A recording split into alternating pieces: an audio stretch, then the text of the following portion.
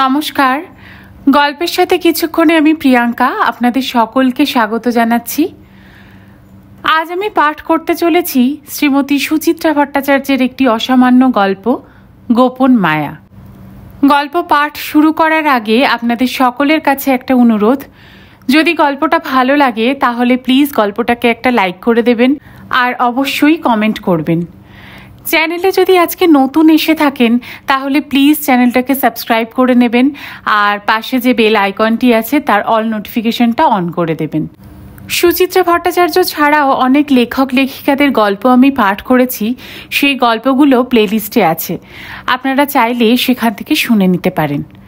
আসুন তাহলে আজকে আমরা এই গোপন মায়া গল্পটা শুনে নিই। মানিকের মা কাজে এলো না আজ।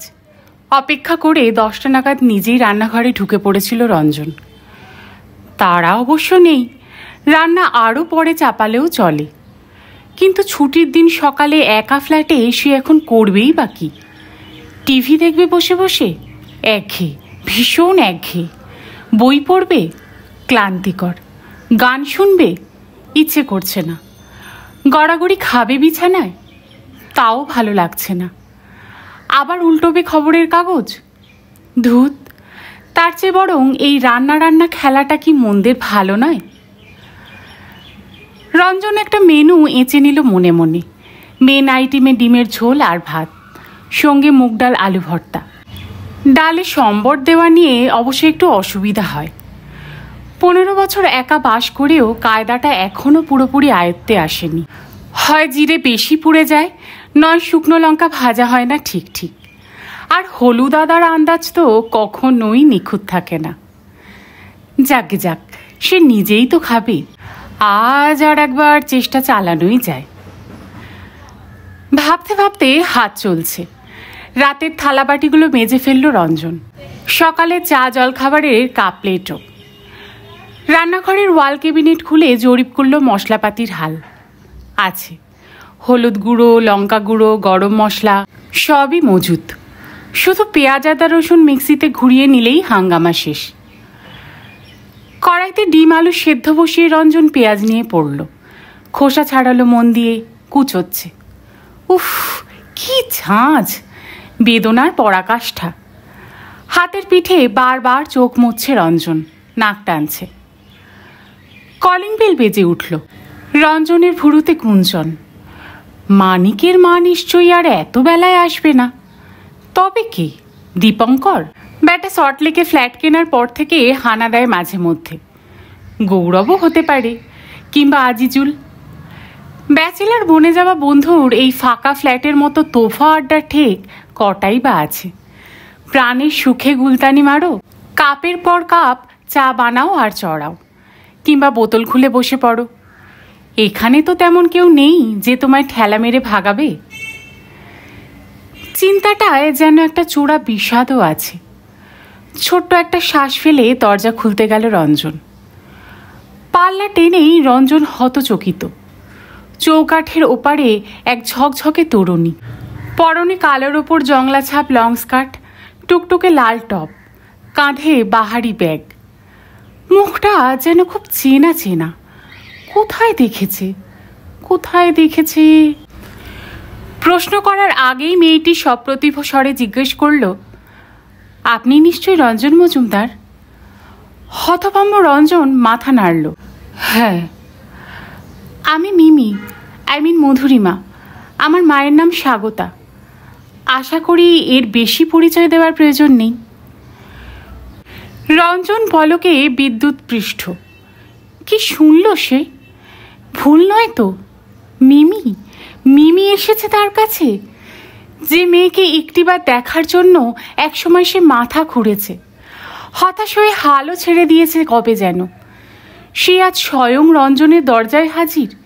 এও কি সম্ভব, নাকি দিবাস্বপ্ন দেখছে রঞ্জন? অস্ফুটে রঞ্জন বলল, ও এসো, ভেতরে এসো। সরি, এখানেই ঠিক আছি। আপনাকে একটা জরুরি কথা বলতে এসেছিলাম। অবিকল স্বাগতার গলা, বাচনভঙ্গিও হুবহু স্বাগতার। সেই গনগনে তেজ, সেই একই রকম কাঠিন্য। রঞ্জনের বুকটা চিনচিন করে উঠল, তবু জোর করে হাসি ফোটালো ঠোঁটে। খানিকটা নাটুকে ভঙ্গিতেই বলে ফেলল, আমার দরজা থেকেই ফিরে যাবে তুমি, একবারটি ভেতরে পা রাখবে না? প্রার্থনায় কি খুব বেশি আকুতি ছিল? মিমি যেন ক্ষণিকের দোটানায় স্থির চোখে রঞ্জনকে নিরীক্ষণ করলো একটু। কবজি উল্টে ঘড়ি দেখল, বুঝি গড়ে নিল ভাবনার সূক্ষ্ম অবকাশ। তারপর গুমগুমে গলায় বলল, অলরাইট, চলুন, তবে আমি কিন্তু বেশিক্ষণ বসবো না। এসো তো। দু কামরার ফ্ল্যাটে ড্রয়িং ডাইনিং স্পেসটুকু বড্ড আগোছালো হয়ে আছে আজ। বেতের সোফায় যেমন তেমন ছড়ানো ইংরেজি বাংলা খবরের কাগজ। মেঝেতে গড়াগড়ি খাচ্ছে ছেঁড়া খাম সিগারেটের প্যাকেট। দুখানা অ্যাশট্রে, দুটোই টইটুম্বুর। টিভির ওপরে জলের বোতল, শোকেসের মাথায় ম্যাগাজিনের স্তূপ। ফাঁকা হুইস্কির বোতল শোভা পাচ্ছে টেলিফোনের পাশে। দেখে শিশুও বুঝবে এ ঘর এক ছন্নছাড়ার সংসার। খবরের কাগজগুলো ঝটপট সরাতে গিয়ে রঞ্জনের খেয়াল হলো আনাজ কাটা ছুরিটাও হাতে ধরা আছে এখনো। মেয়েটাও যেন তেরচা চোখে দেখছে অস্ত্রখানা। অপ্রস্তুত স্বরে রঞ্জন বলল, পেঁয়াজ কাটছিলাম, রেখে আসতে ভুলে গেছি। মিমি হাসল না, চোখ ঘুরিয়ে নিয়েছে। খপ করে বোতলটা তুলে নিয়ে রঞ্জন তড়িৎ পায়ে রান্নাঘরে। হৃৎপিণ্ড লাফাচ্ছে। বুকে খানিকটা বাতাস ভরে স্থিত করল নিজেকে। বোতল নামালো সিঙ্কে, ছুরি যথাস্থানে। পায়ে পায়ে ফিরল ঘরে, সোফা ঝাড়ছে। মৃদুস্বরে বলল, দাঁড়িয়ে কেন, বসো, জল খাবে? No thanks. মিমি বসেছে আড়ষ্টভাবে।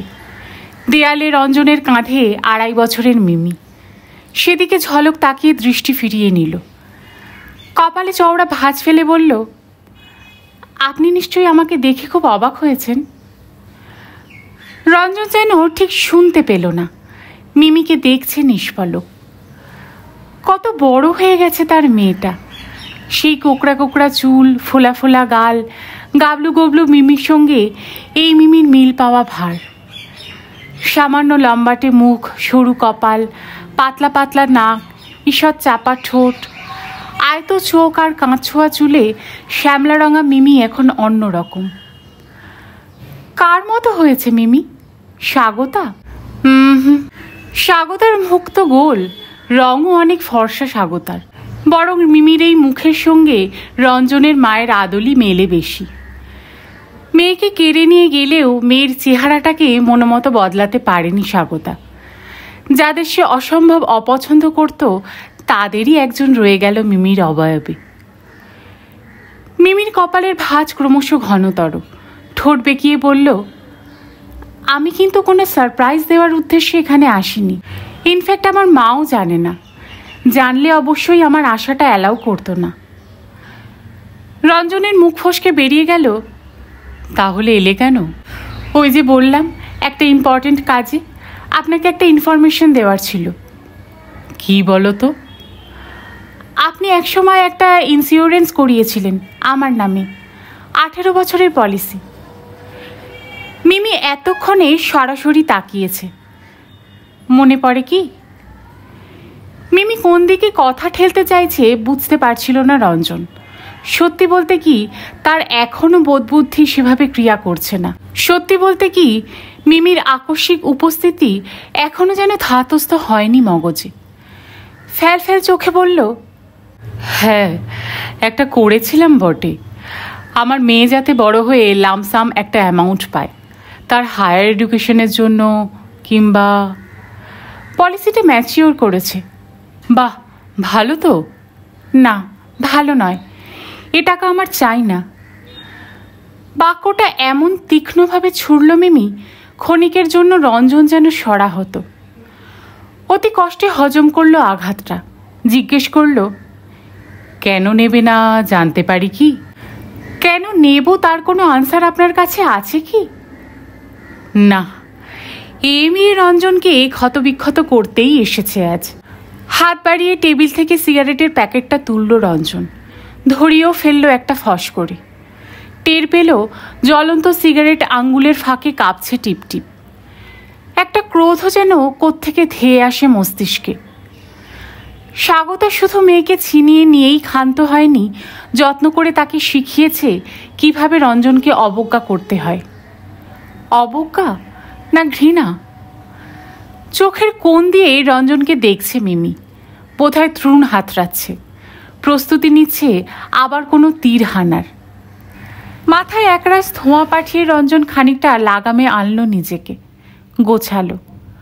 তবু ঝাঁজ একটু এসেই গেল গলায়। আমার কাছে অনেক উত্তরই আছে মিমি, তুমি কি সেগুলো শুনতে চাও? মিমি ঘাড় ফেরালো দেয়ালের দিকে, কঠিন চোয়ালে উপেক্ষা। রঞ্জন মরিয়াভাবে বলল, কোয়েশ্চেন করলে রিপ্লাইয়ের জন্য তৈরি থাকতে হয় মিমি, নইলে কিন্তু যাকে প্রশ্ন করছো তার প্রতি অবিচার করা হয়। মিমি তবুও নীরব, ঠোঁট কামড়াচ্ছে। বিরক্তি চাপছে কি? সিগারেটটা অ্যাশট্রেতে নেবালো রঞ্জন চেপে চেপে। না, সে বোধ হয় একটু বেশি আবেগতাড়িত হয়ে পড়েছে। 15 বছর পর মেয়েকে আচমকা সামনে পেয়ে কৈফিয়ত দেওয়ার জন্য ছটফট করাটা কি ছেলে মানুষই নয়? আর সে বলবেই বা কি? স্বাগতার সঙ্গে কেন তার সম্পর্ক বিষিয়ে গিয়েছিল, কেন তারা পরস্পরকে দুটো বুনো জন্তুর মতো আঁচড়েছে কামড়েছে, সে তো তার আর স্বাগতার ব্যাপার। মেয়েকে এসব শোনাবে কেন? স্বাগতা যদি মেয়ের কানে বিষও ঢেলে থাকে, 3 লাইন কৈফিয়ত গিয়ে সেই বিষ কি নামাতে পারবে রঞ্জন? ডিভোর্সের পর সে কতবার মেয়ের সঙ্গে যোগাযোগের চেষ্টা করেছে, এমনকি স্বাগতা ফের বিয়ে করার পরও বারবার প্রত্যাখ্যাত হয়েছে, অপমানিত হয়েছে। এসব কথাই বা আজ মিমিকে বলে কি এমন মোক্ষলাভ হবে? মেয়ে যে তার প্রতি কতটা বিরূপ সে তো তার অভিব্যক্তিতেই স্পষ্ট। ফালতু ফালতু সাফাই গিয়ে মুখ নষ্ট করবে কেন রঞ্জন? বরং মেয়ে যে এত বছর পর তার কাছে এলো, এই সুখটুকুকেই তো সে তাড়িয়ে তাড়িয়ে উপভোগ করতে পারে এখন, বাদানুবাদে না গিয়ে। রঞ্জন সোজা হয়ে বসল, গলা ঝেড়ে বলল, ওকে, ইটস অল রাইট, কিন্তু তুমি যে টাকাটা নেবে না তোমার মা জানে তো? জেনে যাবে। ও, এখনো মাকে বলনি তাহলে? That's none of your business, it's between আমি আর মা। আমি না চাইলেই মা কখনো এই টাকা নিতে আমাকে ফোর্স করবে না। রঞ্জন মনে মনে বলল, বটেই তো। রঞ্জনের মুখে আর এক পোঁচ কালি বোলানোর সুযোগ স্বাগতা থোড়াই ছাড়বে। হয়তো মেয়ের পিঠ চাপড়ে বলবে, বহুত আচ্ছা, অসভ্য দায়িত্ব জ্ঞানহীন বদমাইশটার মুখের ওপর পলিসিটা ছুঁড়ে মেরে আয়। তা এসব ভাবনা অবশ্য রঞ্জনকে সেভাবে বিচলিত করে না আজকাল। ধুস, কষ্ট পাওয়ার সেই কুৎসিত ধাপগুলো সে তো কবেই পেরিয়ে এসেছে। এখন সে তো প্রায় গন্ডারেরই স্বগোত্র, তাও আবার শিং ভাঙা। ম্লান হেসে রঞ্জন বলল, ঠিক আছে, এতই যখন আপত্তি, নিও না টাকা। আমার তো তোমার ওপর কোনো জোর নেই। নেই তো। মিমির স্বর রুক্ষতর। আমার ওপর আপনার কোনো জোর নেই, আর নেই বলেই ও টাকার টাচ করা আমার উচিত হবে না। ব্যাস ব্যাস ব্যাস, ম্যাটার ইজ সেটেলড। 2 হাত তুলে মিমিকে থামালো রঞ্জন, অনুনয়ের সুরে বলল, এবার একটু রিল্যাক্স করো, বলো কি নেবে, চা না কফি? আমি কিন্তু দুটোই ভালো বানাই। সরি, আমি এখানে আপ্যায়িত হতে আসিনি। আহা, উত্তেজিত হচ্ছ কেন? B logical. রঞ্জন মাথাটাকে একদম বরফ করে ফেলল। মিমির বুনো ঘোড়ার মতো হাব ভাব দেখে এবার যেন একটু মজাই লাগছে তার। হাসি হাসি মুখে বলল, তুমি নিশ্চয় স্বীকার করো না আমার সঙ্গে তোমার কোনো সম্পর্ক আছে? করি নাই তো। অর্থাৎ আমরা পরস্পরের অনাত্মীয়, রাইট? অবশ্যই। আমরা কি পরস্পরের শত্রু? তাও তো নয়, ঠিক? মিমি থতমত, চোখ পিটপিট করছে। তাহলে কি দাঁড়ালো? অনাত্মীয় এবং শত্রু নয় এমন একজন আমার বাড়ি এসেছে, সে তাহলে আমার গেস্ট। অতিথিকে আপ্যায়ন করা কি গৃহস্বামীর কর্তব্য নয়, অন্তত প্রথম দিন? মিমি চোখ কুঁচকে তাকিয়ে বুঝিবা পড়তে চাইছে রঞ্জনকে। দেখতে দেখতে নাক কুঁচকে গেল হঠাৎ, জোরে জোরে শ্বাস টানছে। বিড়বিড় করে বলল, কিসের একটা পোড়া গন্ধ আসছে না? হ্যাঁ তাই তো। রঞ্জনও চমকেছে। গ্যাসে ডিম আলু বসিয়েছিলাম, গেল বোধ হয় বলেই ঊর্ধ্বশ্বাসে দৌড়। যা ভেবেছে তাই। জল ফুটে মরে গেছে কখন। শুকনো কড়া পুড়ছে চরচর, তাদের বাপ মেয়ের সম্পর্কের মতো। আপন মনে হাসল রঞ্জন। ঝটিতে নেবালো গ্যাস। সাঁড়াশি বাগিয়ে ধরে কড়া নামালো সিঙ্কে। দীর্ঘশ্বাস চেপে ফিরছিল ড্রয়িং স্পেসে, হঠাৎ থমকালো। মিমি সোফায় নেই। মিমি দেওয়ালের সামনে দাঁড়িয়ে। মিমি গভীর মনোযোগে দেখছে টাঙানো ছবিটা। কিছু কি মনে পড়ছে মিমির? শৈশবের কোনো স্মৃতি? একটু কি মেদুর হলো মিমির মন? রঞ্জন গলা খাকারি দিল। ছবিটা এখানেই তোলা, তোমার বড় মামার ক্যামেরায়। এই ফ্ল্যাটটা তখন সদ্য কেনা হয়েছে। বিদ্যুৎ লতার মতো সোফায় ফিরে গেল মিমি। যেন রঞ্জনের কথাগুলো কানেই যায়নি এমন একটা ভাব করে বলল, আপনার ডিম আলুর কি খবর? অবশিষ্ট আছে কিছু?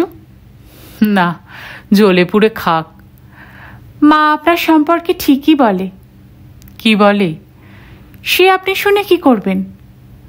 কি বলে আমি জানি। আমি সংসার করার অযোগ্য, তাই তো? ভুল বলে কি?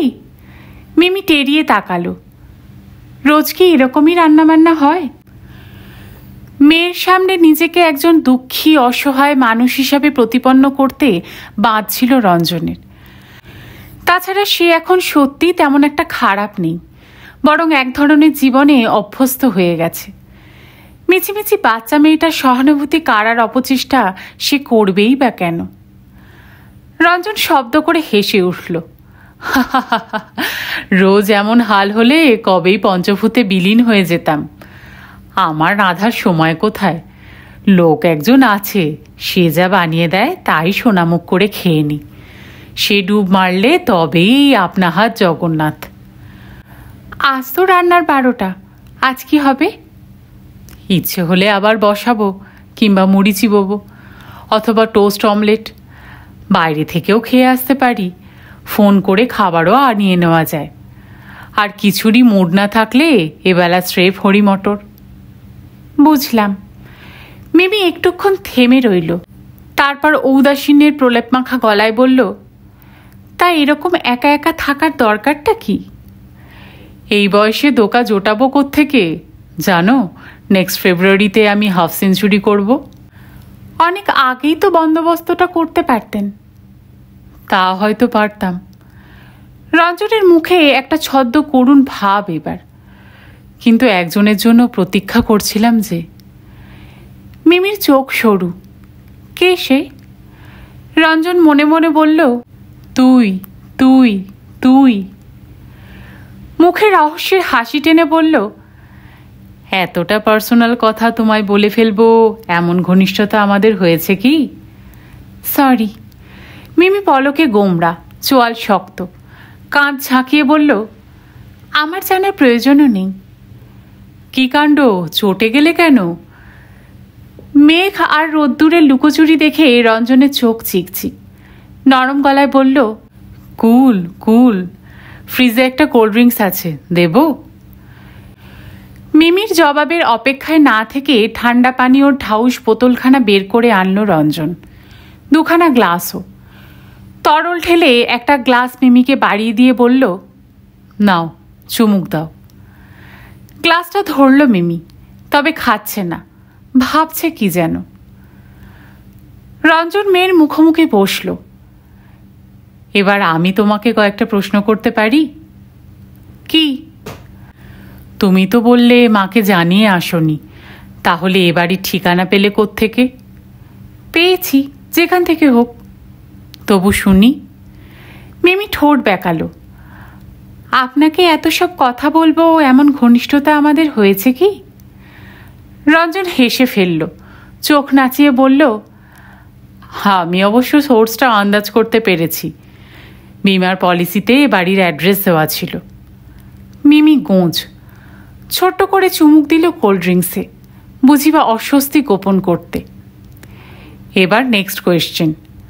রঞ্জনের হাসি চওড়া হলো। পলিসিটা ছিল তোমার মার জিম্মায়, সামহাও তুমি সেটি দেখে ম্যাচিওরিটি ডেটটা জানতে পেরেছ, কিন্তু ইন্স্যুরেন্স কোম্পানি তো টাকা পয়সা সংক্রান্ত চিঠি এ বাড়ির ঠিকানাতেই পাঠাবে।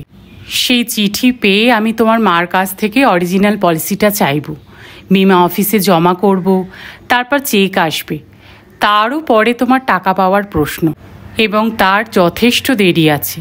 তুমি সাত তাড়াতাড়ি নেব না করে ওপর পড়া হয়ে ছুটে এসেছো কেন? মিমি 2 সেকেন্ড চুপ, তারপর গলায় ভারী কি ভাব এনেছে। আমি পরে কোনো এম্বারেসিং সিচুয়েশনে পড়তে চাই না। তা পলিসিটা একেবারে হাতে করে নিয়ে চলে এলেই তো পারতে। পরে পোস্টে পাঠিয়ে দেব কিংবা কুরিয়ারে, আজ ডিসিশনটা জানিয়ে গেলাম। ও, কিন্তু আমার তো একটা খুঁতখুঁতুনি রয়েই গেল যে। কিসের খুঁতখুঁতুনি? পলিসিটা আমি করেছিলাম আমার 2 বছরের মেয়ের নামে। আমার ছোট্ট মিমিকে ওটা উপহার দিয়েছিলাম, গিফট ফেরত নেব। সে আপনার ব্যাপার। মিমির গলা যেন দুলে গেল সহসা, পরক্ষণে ঠোঁট কামড়েছে। ইচ্ছে হলে টাকাটা কোনো অনাথ আশ্রমেও দান করে দিতে পারেন। সে তো মিমি নিজেও দিতে পারে। সরি, আপনার টাকায় নাম কেনার বাসনা মিমির নেই। কি অবলীলায় বাবাকে অপমান করে চলেছে মেয়ে। রঞ্জনের বুকের মধ্যে দিয়ে শুকনো বাতাস বহে গেল। দুলে উঠেছে পুরনো পুরনো ছবি। স্বাগতার বাপের বাড়িতে মিমিকে ফোন করেছে রঞ্জন। তোতা পাখির মতো মিমি দূরভাষে আওড়াচ্ছে, তুমি দুষ্টু, তুমি খারাপ, তুমি কখনো আমাকে ফোন করবে না। মেয়েকে চোখের দেখা দেখতেই স্বাগতার বাড়ি ছুটে গেছে রঞ্জন। দরজা খুলে স্বাগতা রক্তচক্ষু। ফের তুমি জ্বালাতে এসেছো? ডাকবো মেয়েকে? শুনবে সে তোমার কাছে যেতে চায় কি না? মায়ের হাত চেপে আছে মিমি, কটকট বলছে, তুমি পচা, তুমি ভালো নাও, একদম আমার কাছে আসবে না। কোর্টের সিদ্ধান্ত মোতাবেক তারপরও হয়তো জোর করে মেয়েকে দেখতে চাইতে পারত রঞ্জন, কিন্তু কাকে দেখবে সে? স্বাগতা আবার বিয়ে করার পর অনেকে বলেছিল, এবার তুই কোর্ট থেকে মেয়ের কাস্টাডি চেয়ে নে। রঞ্জনের সাহসে কুলোয়নি। মেয়ে যদি আবার মুখের ওপর না বলে দেয়, আবার যদি সেখানে বুলি উগড়ে দেয়। এখনো কি সেখানে বুলি আওড়াচ্ছে মিমি? মনে হয় না। ছোটবেলা থেকে কোনো ধারণা মগজে গেঁথে দিতে পারলে তা ক্রমে বিশ্বাসে পরিণত হয়। স্বাগতা সফল। মেয়ে এখন সত্যিই মন থেকে ঘৃণা করে বাবাকে। শুকনো বাতাসকে ঠেলে সরিয়ে একরাশ জল ভরা মেঘ ঢুকে পড়ল বুকে। হায় রে, মিমি তো রঞ্জনকে বাবা বলে মানেই না। লোকমুখে রঞ্জন শুনেছে স্বাগতার বরকেই বাপি বলে ডাকে মিমি। ওই সংসারে মিমি এখন পুরোপুরি থিতু। রঞ্জন তার কাছে এক অস্বস্তিকর অস্তিত্ব মাত্র। ভেতরে সাইক্লোনটিকে প্রাণপণ চেষ্টায় বাগে আনলো রঞ্জন। গলা ঝেড়ে বলল, ঠিক হ্যায়, সে একটা ব্যবস্থা করা যাবে খন। এবার তোমার কথা একটু বলো। খালি গ্লাস নামিয়ে রাখলো মিমি। আমার আবার কি কথা? তুমি তো বিএসসি পার্ট 1 দিয়েছ, তাই না? বটানি অনার্স। অনেক খবর রাখেন তো। কানে এসে যায়। বিএসসির পর কি ইচ্ছে? এমএসসি করবে তো? হয়তো। তারপর রিসার্চ, একাডেমিক লাইনেই থাকতে চাও? ঠিক নেই, রেজাল্টের ওপর ডিপেন্ড করছে। বলেই মিমি সচকিত। আপনি সেটা কি করবেন? এমনি, জাস্ট কৌতূহল, মিনিংলেস কিউরিসিটি। বলেই তড়াক করে দাঁড়িয়ে পড়েছে Mimi. Thanks for the cold drinks, ঘরে টাকার জন্যও ধন্যবাদ। চলি। চলি বলতে নেই মিমি, বলো আসি। মিমি ঘাড় কাত করে শুনল কথাটা, তারপর পায়ে পায়ে এগোচ্ছে দরজার দিকে। রঞ্জনের বুকটা হু হু করে উঠল। পেছন থেকে ডেকে উঠেছে, মিমি। কিছু বললেন? একটা রিকোয়েস্ট করব। রঞ্জনের গলা কেঁপে গেল। রাখবে? কি? পলিসিটা পোস্টে নয় নাই পাঠালে, কোথায় কিভাবে হারিয়ে যায়, তুমি কুরিয়ার হয়ে এসে দিয়ে যেও। মিমি চোখে চোখ রাখল, তাকিয়েই আছে। রঞ্জনের চোখে কি খোঁজে মিমি? কিছু কি পেল দেখতে? রঞ্জন ফের বলল, আসবে তো। উত্তর না দিয়ে মিমি দরজা পেরিয়ে সিঁড়িতে নামছে এক পা করে। রঞ্জন দ্রুত বেরিয়ে রেলিং ধরে ঝুঁকল, দেখছে মেয়ের চলে যাওয়া। হঠাৎই রঞ্জন বিমূঢ়। 1.5 তলায় ল্যান্ডিংয়ে দাঁড়িয়ে পড়েছে মিমি। কাঁধে ঝোলানো ব্যাগ থেকে রুমাল বের করল। মুখ নয়, ঘাম নয়, চোখ মুছছে। ষষ্ঠ ইন্দ্রিয়ের ইশারায় ঝট করে একবার তাকালো ওপরে। প্রায় সঙ্গে সঙ্গে ছুটে নেমে গেল বাকি সিঁড়িটুকু। রঞ্জনের দৃষ্টি ঝাপসা হয়ে আসছিল। ইস, নিজের মেয়েকে বুঝতে এতটা সময় লেগে গেল। শেষ করলাম শ্রীমতী সুচিত্রা ভট্টাচার্যের একটি গল্প, গোপন মায়া। এরকমই আরও গল্প নিয়ে আমি চলে আসবো আমাদের এই ছোট্ট চ্যানেলে। ততদিন সকলে ভালো থাকবেন, সুস্থ থাকবেন। গল্প শোনার জন্য আপনাদের সকলকে অসংখ্য ধন্যবাদ।